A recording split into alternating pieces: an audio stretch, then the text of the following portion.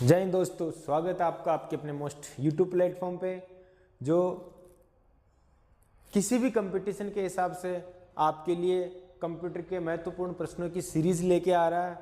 तो कल कुछ प्रश्नों पे हमने चर्चा की थी, उससे आगे एमएस वर्ड और एमएस एक्सेल के कुछ प्रश्न आज और लेके आया हूँ। इसी प्रकार लगातार एक जितने भी आप आईसीटी का आपका जो सिलेबस है रीट मेंस में उसके ज़्यादा से ज़्यादा करीबन 500 से 1000 प्रश्नों के बीच में मेरा टारगेट है कितने प्रश्न में सोल्व कराऊं। ठीक है दोस्तों, आज एमएस वर्ड के कुछ क्वेश्चन और कुछ क्वेश्चन एमएस एक्सेल के हैं, उन प्रश्नों पे हम चर्चा करेंगे विद प्रैक्टिकल सहित। मैं उनका प्रूफ भी या आंसर अगर ये सही है तो ये सही क्यों है विद प्रूफ, क्योंकि कल मैंने एक क्लास बनाई थी, जैसे उसमें 15 प्रश्न मैंने सोल्व किया तो किसी का कमेंट आया एक लड़के का, सर इस क्वेश्चन को आप समझा रहे हो, इसका एक प्रैक्टिकल भी अगर समझा दो कि ये आंसर क्यों है तो ज़्यादा बेहतर रहेगा। ठीक है, उसी हिसाब से आज मैं प्रैक्टिकल की जो स्क्रीनशॉट है वो भी साथ में अटैच करके प्रश्नों के आंसर को उदाहरण सहित लेके आया हूँ। तो चलते हैं आज के हम पहले प्रश्न पे। तो आज का हमारा पहला प्रश्न क्या रहेगा, एमएस वर्ड को शुरू करने के लिए कौन सी फाइल उत्तरदायी है। आपको एमएस वर्ड को क्या करना है, ओपन करना है। एमएस वर्ड को ओपन करने के लिए आप क्या क्या कर सकते हो। देखिए दोस्तों, यहां शॉर्टकट की पूछा, वरना आप एमएस वर्ड को कैसे ओपन कर सकते हो। तो आप एमएस वर्ड को ओपन करने के लिए विंडो के साथ क्या प्रेस करोगे, विंडो प्लस एक की आती आर। विंडो के साथ अगर आप आर प्रेस करोगे तो एक डायलॉग बॉक्स होगा दोस्तों, ओपन होगा, जिसे हम बोलते हैं रन। क्या बोलते हैं, RUN। Run dialogue box open होगा और रन डायलॉग बॉक्स में आपको यहाँ एड्रेस आता है, उस एड्रेस में आपको लिखना पड़ेगा विनवर्ड। क्या लिखना पड़ेगा, विनवर्ड। विनवर्ड टाइप करोगे तो आपकी एमएस वर्ड का ऐप है वो ओपन हो जाएगा। तो इसमें से कौन सा सही है, विन नहीं हो सकता, वर्ड से भी नहीं होगा, वर्ड विन से भी नहीं होगा, win word .exe executable file का एक्सटेंशन होता है।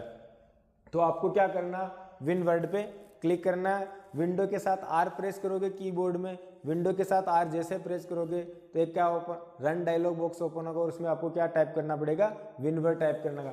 इसी प्रकार अगर आपको एक्सेल टाइप करना तो एक्सेल ओपन करना तो EXCEL एक्सेल लिखोगे।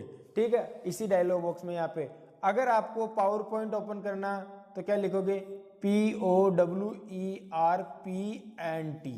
तो आपका पावर पॉइंट ओपन हो जाएगा।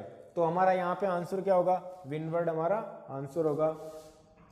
विद प्रैक्टिकल आपको ज़्यादा से ज़्यादा बेहतर तरीके से समझाने की कोशिश करूंगा दोस्तों। तो चलते हम अगले प्रश्न पे। अगला हमारा प्रश्न क्या है कि किसी कैरेक्टर के लिए प्रयोग में लाए जाने वाला अधिकतम फॉन्ट साइज कितना है। यह कल भी चर्चा की थी मैंने, अधिकतम फॉन्ट साइज कितनी है, किसी भी टेक्स्ट की अधिकतम फॉन्ट साइज कितनी होती है दोस्तों, कितनी होती है, 1638। कितनी होती है, 1638।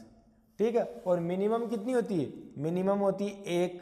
और वहाँ पे जो फॉन्ट साइज का जो टूल आता है, फॉन्ट साइज के टूल में आपको मैंने कल की प्रैक्टिकल में बताया था कि मिनिमम तो आता है 8 और मैक्सिमम कितना आता है, 72। ठीक है, तो मैक्सिमम साइज कितनी होती है टेक्स्ट की एमएस वर्ड में, 1638, और मिनिमम कितनी होती है, 1। ठीक है, चलते हैं हमारे अगले प्रश्न पे। अगला प्रश्न करते हैं इसमें चर्चा, एमएस वर्ड में गटर मार्जिन क्या है। क्या पूछा इसने, एमएस वर्ड में गटर मार्जिन क्या है। गटर मार्जिन को आपको समझना है, कल भी शायद इस पे चर्चा की थी कि गटर मार्जिन क्या होता है। देखो दोस्तों, जब हमारे को पेज को प्रिंट करना होता है, किसको, पेज को प्रिंट करना होता है, तो हम बाइंडिंग करते हैं। क्या करते हैं, बाइंडिंग करते हैं। जैसे मेरे को ये पेज है मेरा, अगर इस पेज को मेरे को क्या करना है, प्रिंट करना है। प्रिंट करना तो इधर हम क्या करेंगे, बाइंडिंग करवाते हैं। क्या करवाते हैं, बाइंडिंग करवाते हैं। तो हमारे टेक्स्ट क्या हो जाते हैं, दब जाते हैं। या फिर इधर करते हैं, या तो कॉपी को ऐसे खोलोगे या ऐसे खोलोगे, तो हमारे टेक्स्ट क्या दब जाते हैं, दब जाते हैं पिंचिंग करने पे या कुछ करने पे, बाइंडिंग करवाने पे। तो हम जो दोनों जगह जो स्पेस छोड़ते थोड़ा सा आगे, तो उसको बोलते हैं गटर मार्जिन। क्या बोलते हैं, गटर मार्जिन। ठीक है, वैसे मार्जिन मैंने कल की क्लास में बताए थे 4 मार्जिन होते हैं। पेज का ऊपर वाला मार्जिन होता है टॉप, नीचे वाला होता बॉटम, इधर होता लेफ्ट और इधर होता राइट। लेकिन हम लेफ्ट में और टॉप में एक गटर मार्जिन की स्थिति छोड़ सकते हैं, पोजीशन छोड़ सकते हैं कि हमारे जब बाइंडिंग करें या फिर पिंचिंग करें तो हमारे टेक्स्ट क्या हो, दबे नहीं है।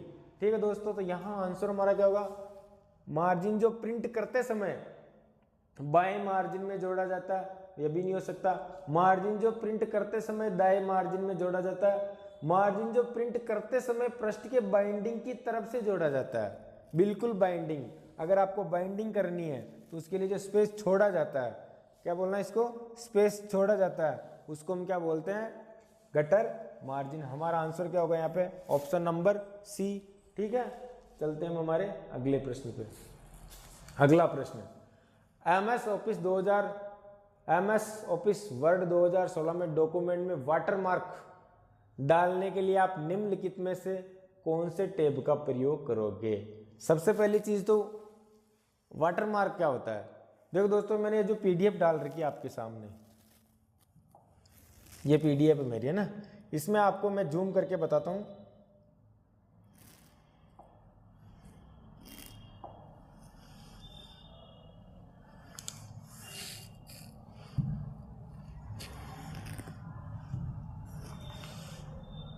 ये पेज जूम हो रहा, इसमें आपको ये जो आर्यन कंप्यूटर दिख रहा होगा बीच में, कौन सा, ये बीच में लोगो दिख रहा है, ये क्या है, वाटरमार्क डाल रखा मैंने। क्या डाल रखा, वाटरमार्क। क्या डाल रखा, मतलब हमारे नोट्स वगैरह, कोई भी कंपनी होती है या कोई कोचिंग होती है तो अपने खुद के जो नोट्स बनाता हो, तो नोट्स बनाने के लिए अपने पेज में क्या करता है, पीछे हल्की सी दबी छपे हुए अक्षरों में, ये देखो A1 आर्यन कंप्यूटर एजुकेशन, इसको क्या बोलते हैं, वाटरमार्क। क्या बोलते हैं, तो वाटरमार्क जो ऑप्शन ओपन होता है वो होता है दोस्तों किसमें, पेज लेआउट में। किसमें ओपन होता है, पेज लेआउट में ये ऑप्शन हमारा ओपन होता है, क्या, वाटरमार्क। अगला प्रश्न, अगला प्रश्न क्या है, दुर्घटनावश आप गलती कर बैठते हैं जब आप अपने MS वर्ड डॉक्यूमेंट में कार्य कर रहे होते हैं और उसमें से कुछ गलती हो जाती है, तो उसको वापस पुनः कैसे प्राप्त करते हो। अगर आप टाइपिंग कर रहे हो, टाइपिंग करते हुए कोई शब्द आपसे क्या हो जाता है, बाय डिफॉल्ट डिलीट हो जाता है, तो आप चाहते हो यार मेरे से डिलीट हो गया एक पैराग्राफ, इसको वापस लाएं, तो आपको MS वर्ड में दो ऑप्शन होते हैं, एक तो होता है Ctrl+Z और एक होता है Ctrl+Y। डिलीट हो गया तो उसको बैक पीछे जाना आपको और वापस लेके आना, तो उसको बोलते हैं अनडू।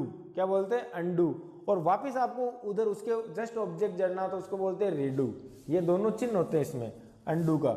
ये तो किसका होता है, अनडू का, और ये किसका होता है, रीडू का। इसको बोलते हैं अनडन। ठीक है, फुल फॉर्म अनडन होती है, और इसको क्या बोलते हैं, रीडन। मतलब अनडू और रीडू, इसकी होती है Ctrl+Z और इसकी क्या होती है, Ctrl+Y।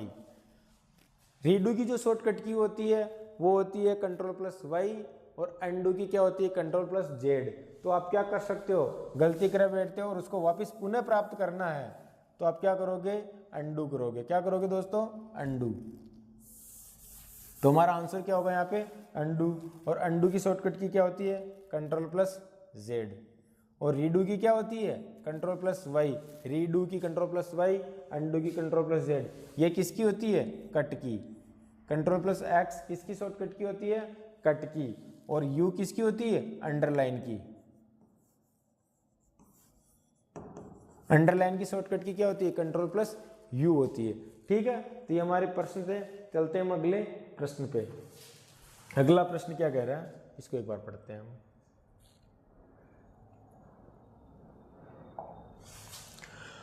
फॉरवर्ड और बैकवर्ड आइकन MS वर्ड में व्यू के पृष्ठों के माध्यम से स्क्रॉल करने के लिए प्रकट होते हैं।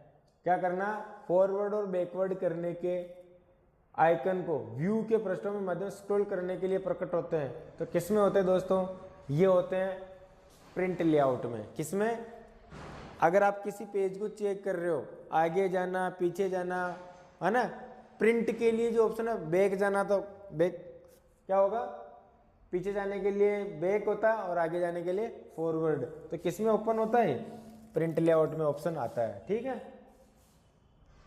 अगला प्रश्न, MS वर्ड और MS एक्सेल में क्लिपबोर्ड पर पेस्ट सामग्री पेस्ट करने वाली शॉर्टकट कुंजी निम्नलिखित में से कौन सी है?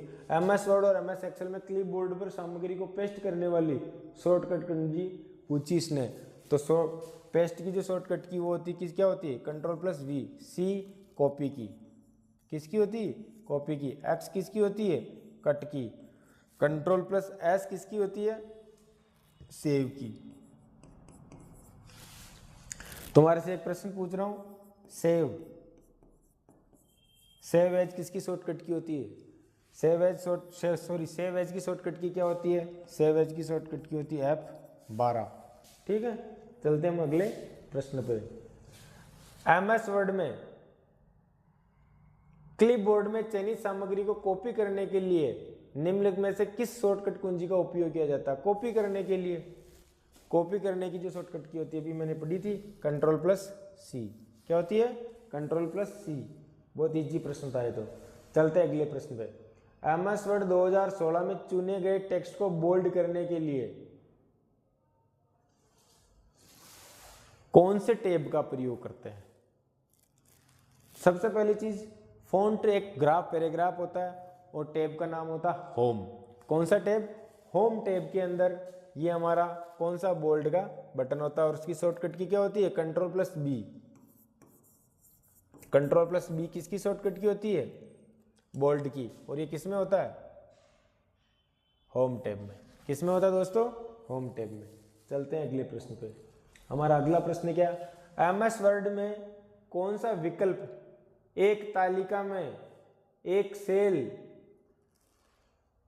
को कई सेल में विभाजित करता है? MS वर्ड में कौन सा विकल्प एक तालिका में एक सेल को कहीं सेल में विभाजित कर देता है? MS वर्ड में पूछा। जैसे मेरे पास ये टेबल है ये टेबल, ये क्या है? कॉलम। और ये क्या है? रो।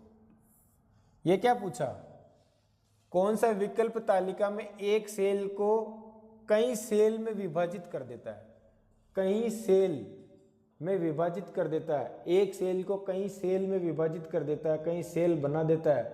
तो इसको क्या बोलते हैं? मर्ज सेल,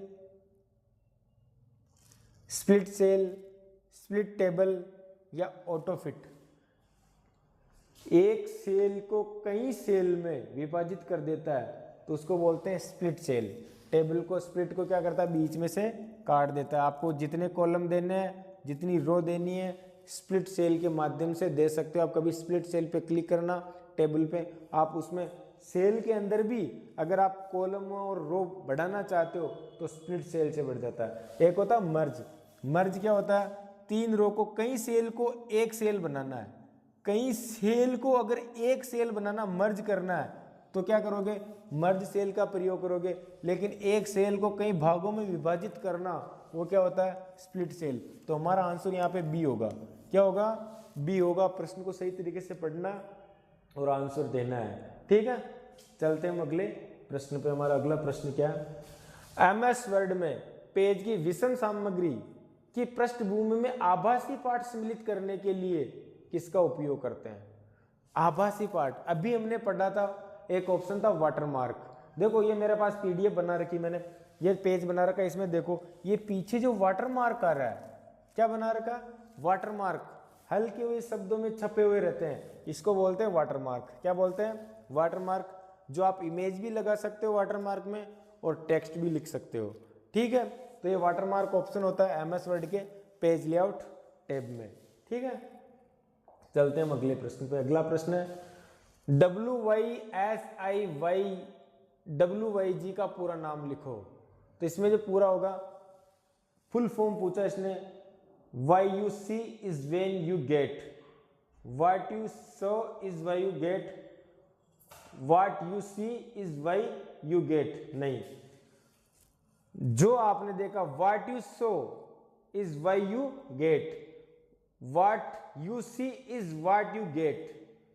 जो आपने देखा वही आपको मिलेगा, what you see is what you get हमारा आंसर होगा। ठीक है, अगला प्रश्न, एमएस वर्ड में निम्नलिखित में से कौन सा विकल्प आपको एक तालिका को 2 या 2 से अधिक सेल में सम्मिलित करने की सुविधा देता है?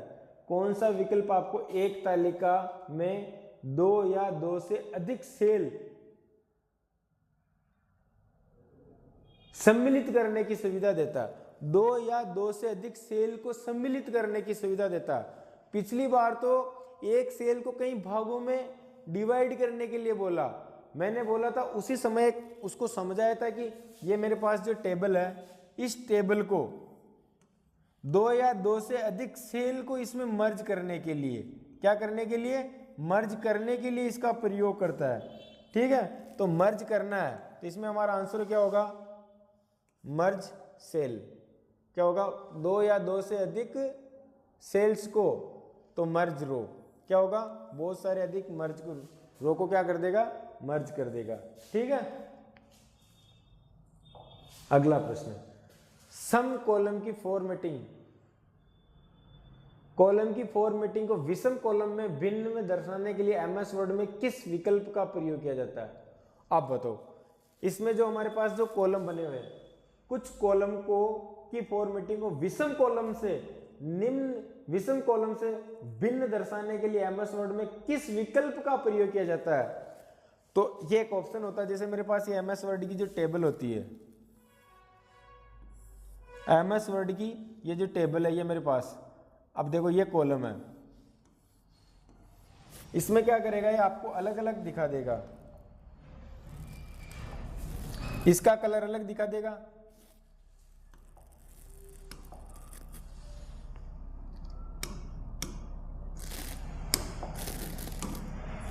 इसका कलर अलग कर देगा, और एक को वापस छोड़ देगा, वापस इसका कलर अलग कर देगा। ठीक है, अलग अलग रो का अलग अलग कलर कर देगा। इसको हम बोलते हैं दोस्तों, क्या बोलते हैं इसको? इसको बोलोगे आप बैंडेड रो। क्या बोलोगे? बैंडेड रो। किसको करना? कॉलम को करना ना, कॉलम को करना तो बैंडेड रोज नहीं होगा, बैंडेड कॉलम होगा। क्या होगा? बैंडेड कॉलम। मैंने रो को बता दिया था, प्रश्न ने पूछा कॉलम के लिए, तो इसमें क्या होगा? बैंडेड कॉलम हमारा आंसर होगा, न कि रो होगा। ठीक है, क्योंकि प्रश्न कॉलम के लिए पूछा, मैंने रो वाला बता दिया, इसमें इसको अलग कर देगा। ठीक है, चलते हैं हम हमारे अगले प्रश्न पे, प्रश्न नंबर 29। थोड़ा सा स्पीड हो गई यहाँ पे। पैराग्राफ के प्रारंभ में बड़े अक्षर को बनाने के लिए एमएस वर्ड में का उपयोग किया जाता है?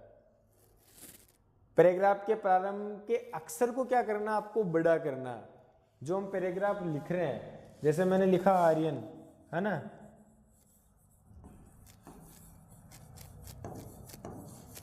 आर्यन कंप्यूटर लिखा। अब इसमें क्या करना? जैसे आर्यन को ए को कैपिटल करना और वापिस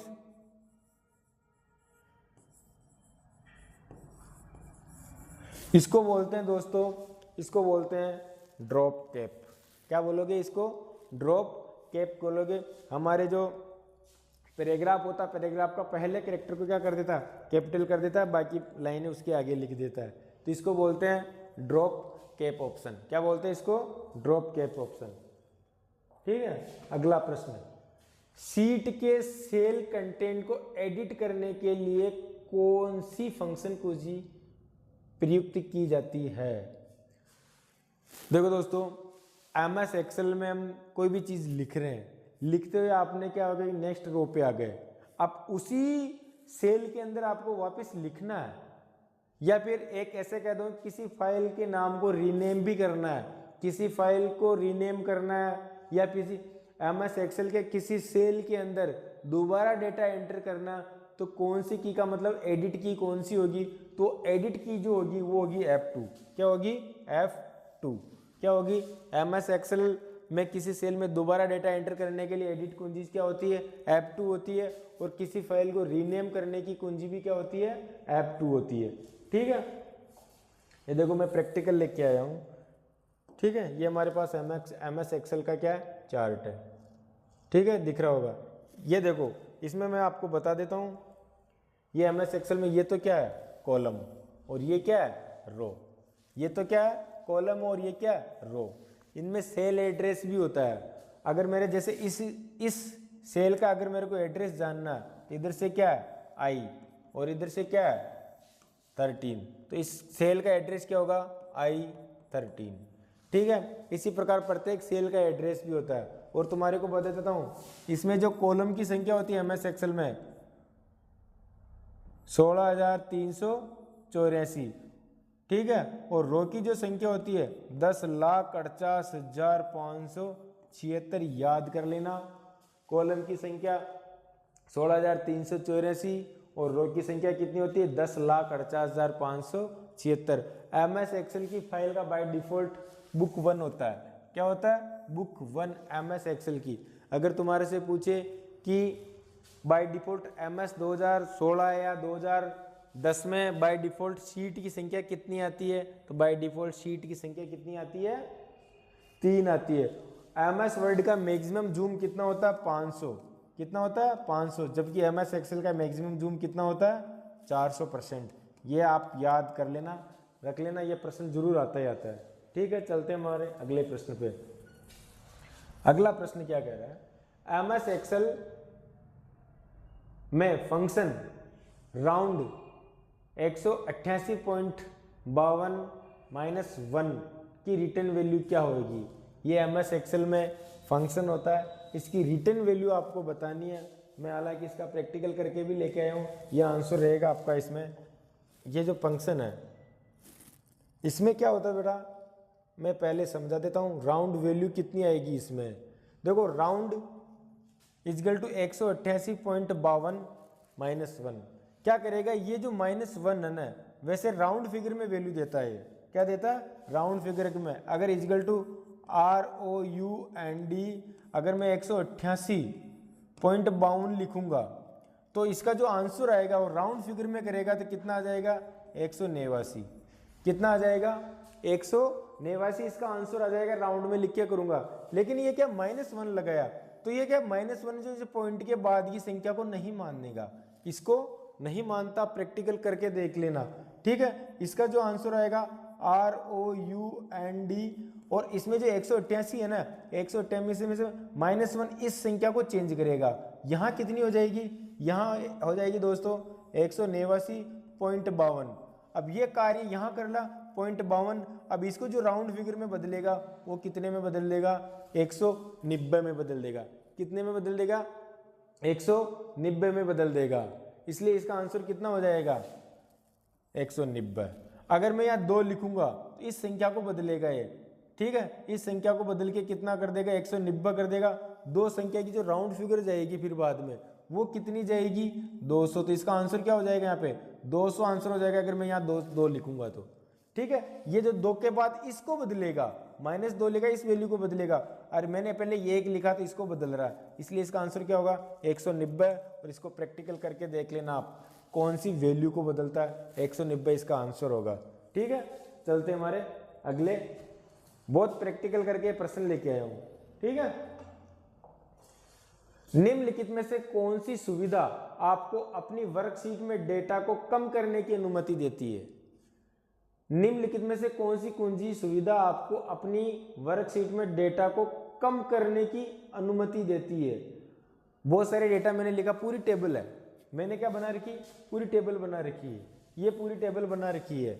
ठीक है, मैंने पूरी टेबल जो बना रखी है उसमें से मेरे को जैसे फर्स्ट सेकंड थर्ड डिवीजन है, कौन से ऑप्शन है फर्स्ट सेकंड थर्ड डिवीजन के, तो मेरे को पास में फर्स्ट डिवीजन के बच्चों को छांटना है। किनको छांटना, फर्स्ट डिवीजन के बच्चों को छांटना। बाकी जैसे 100 स्टूडेंट है, फर्स्ट डिवीजन अगर 40 हो रखे हैं तो हम क्या कर लेंगे, उसको फिल्टर करेंगे। क्या करेंगे, तो फिल्टर हमारा ऑप्शन होता है ये वाला, इस वाले ऑप्शन पे जाएंगे फिल्टर पे। किस पे जाएंगे, फिल्टर पे। किस पे जाएंगे, फिल्टर पे। और फिल्टर की शॉर्टकट की भी बता रहा है, Ctrl+Shift+L, नोट कर लेना। Ctrl+Shift+L किसकी शॉर्टकट की होती है, फिल्टर की। 100 स्टूडेंट में से हमारे को फर्स्ट डिवीजन वाले स्टूडेंट ढूंढने, तो फिल्टर से ढूंढ सकते हो। अगर आपको फेल वाले निकालने तो फिल्टर से आप ये चीजें कर सकते हो। तो हमारा आंसर यहाँ क्या होगा दोस्तों, फिल्टर। क्या होगा, आंसर नंबर सी, फिल्टर। ठीक है, अगला प्रश्न,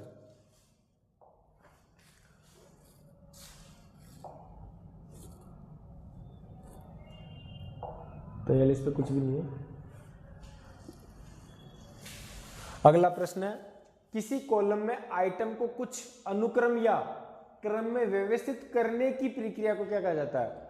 उनको क्या करना है, आपको एक सीरियल वाइज जमाना है। 1 2 3 4 अल्फाबेट के हिसाब से जमाना, तो अल्फाबेट के हिसाब से आपको नंबरिंग के हिसाब से जमाना, तो नंबरिंग में असेंडिंग ऑर्डर में जमाना तो असेंडिंग ऑर्डर, डिसेंडिंग ऑर्डर में जमाना तो डिसेंडिंग ऑर्डर।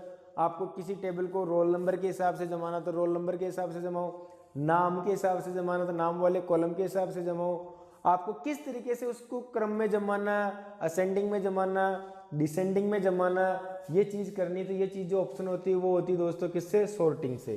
किससे होती है? ऑप्शन नंबर बी, ये सॉर्टिंग ऑप्शन होता है। ये मैंने सॉर्टिंग ऑप्शन जो इसमें आता है, ये मैंने सॉर्ट ऑप्शन लिया। अगर आपको नेम के हिसाब से जमाना तो नेम के हिसाब से जमा सकते हो, मैक्सिमम मार्क्स के हिसाब से जमाना तो मैक्सिमम मार्क्स के हिसाब से जमा सकते हो, है ना, मिनिमम मार्क्स के हिसाब से, किसी भी प्रकार से आपको इसको जमाना है। कॉलम के हिसाब से तो कॉलम के हिसाब से ले लो, सॉर्ट ऑन वैल्यू के हिसाब से ले लो, ऑर्डर के हिसाब से ले लो। ये ऑप्शन क्या होता है? Sorting option. विद प्रैक्टिकल के हिसाब से मैं सारे प्रश्न लेके आया हूँ तुम्हारे लिए, ठीक है। अगला हमारा प्रश्न है 35 नंबर, MS एक्सेल में कौन सा ऑपरेटर एब्सोल्यूट सेल को रेफरेंसिंग के लिए प्रयोग में लाया जाता है? कौन सा ऑपरेटर एब्सोल्यूट मतलब सेल एड्रेस को लॉक करने के लिए उपयोग में लिया जाता है? किसके लिए? सेल एड्रेस को लॉक करने के लिए उपयोग में लिया जाता है। तो सेल एड्रेस को अगर लॉक करना, आपको लॉक करने की जो शॉर्टकट की होती है F4, क्या होती है दोस्तों? F4 आपको लॉक करना होता है। क्या करना होता है? लॉक करना होता है। वो होता है एब्सोल्यूट के लिए डॉलर का साइन आ जाता है। किसका साइन आ जाता है? डॉलर का साइन आ जाता है। किसका साइन आ जाता है? ये देखो, मैंने ये जो सीट लेके आ रहा हूं, मैंने इसमें सेल को क्या कर रखी है? लॉक कर रखी है। तो ये जो मेरी वैल्यू अभी सीट 2 के अंदर या सीट 1 या सीट 1 के अंदर, ये सारी चीजें, ठीक है, लॉक कर रखी मैंने सीट, मैंने डेटा उठा रखा C3 सीट 1 के डेटे से, और ये जो एब्सोल्यूट का जो चिन्ह आ रहा है, ये डॉलर का साइन आ रहा, मैंने प्रत्येक सेल को क्या कर रखा? लॉक कर रखा। तो लॉक करने के लिए एब्सोल्यूट ऑप्शन होता है, और इसकी शॉर्टकट की क्या होती है? F4।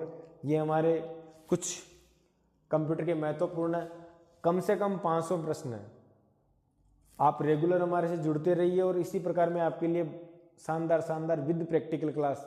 देखो दोस्तों, अगर मेरे को वीडियो क्लास की रिकॉर्डिंग में कुछ कमियां आ रही है, कुछ मेरे को पता है कि पहले भी मैंने क्लासें बनाई थी, लेकिन आज मैं अभी अकेला हूँ, सारी चीज़ जो भी रिकॉर्डिंग भी करनी थी मेरे को, प्रश्न भी बनाने, तो मेरे को सारी चीज़ जो भी करनी है, क्योंकि